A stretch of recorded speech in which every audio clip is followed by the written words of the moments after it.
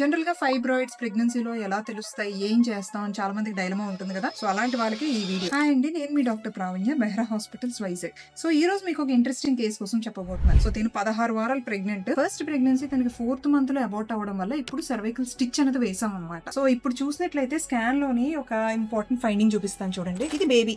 Okay, ఇది మీరు identify చేసే ఉంటారు. బేబీ హార్ట్ బీట్ అంతా చక్కగా ఉంది. సో ఇక్కడ చూసినట్లయితే చూసారా, రౌండ్ గా ఒక మాస్ లాంటి స్ట్రక్చర్ కనిపిస్తుంది. ఇదేంటి, ఎవరైనా ఐడెంటిఫై చేయగలరా? సో ఇది ఫైబ్రాయిడ్ అండి. దీనికి యూట్రస్ బయట ఫైబ్రాయిడ్ అన్నది ఉన్నదన్నమాట. సో దీన్నే మనం సబ్ సిరోజల్ ఫైబ్రాయిడ్ అని అంటాం అనమాట. అంటే గర్భసంచి బయట ఉన్న ఫైబ్రాయిడ్. దీనికి లక్కీగా గర్భసంచి బయట ఉన్నది అండ్ ఇది 7 సెంటీమీటర్స్ ఉన్నది. వీళ్ళు ఏమనుకుంటున్నారంటే, ఎలాగా మనం డెలివరీ చేసుకున్నప్పుడు సిజేరియన్ కి వెళ్తే దీన్ని కూడా మనం రిమూవ్ చేయొచ్చు కదా అని అనుకున్నారు. And that is a very good option అండి. మళ్ళీ సెపరేట్ సిట్టింగ్ లో అది రిమూవ్ చేసుకునే కన్నా సీజర్ లోనే అది చక్కగా రిమూవ్ చేసేసుకోవచ్చు. ఎందుకంటే అది సబ్ సిరోజల్ కాబట్టి. అలా కాకుండా కొన్ని ఫైబ్రాయిడ్స్ గర్భసంచి లోపలికి ఉంటాయి. అవి తీయడం అనేది మాత్రం ప్రెగ్నెన్సీలో కొంచెం రిస్కీ. అదొక అడ్వెంచర్ అనే చెప్పాలి, ఎందుకంటే చాలా బ్లీడ్ అవుతాయి అన్నమాట. సో దీనికి ఇప్పుడు 16 వారాలు, బేబీ చాలా బాగుంది. అండ్ ఆ ఫైబ్రాయిడ్ వల్ల బేబీకి ఎలాంటి ప్రాబ్లం లేదు. ఎందుకంటే దాని లోపల ఉండే హౌస్, ఇంటి లోపల ఉండే స్పేస్ అంతా బానే ఉంది. డోర్ బయట వచ్చింది ఫైబ్రాయిడ్. సో కంగారు అయితే ఏమీ లేదు. And she is healthy and very happy.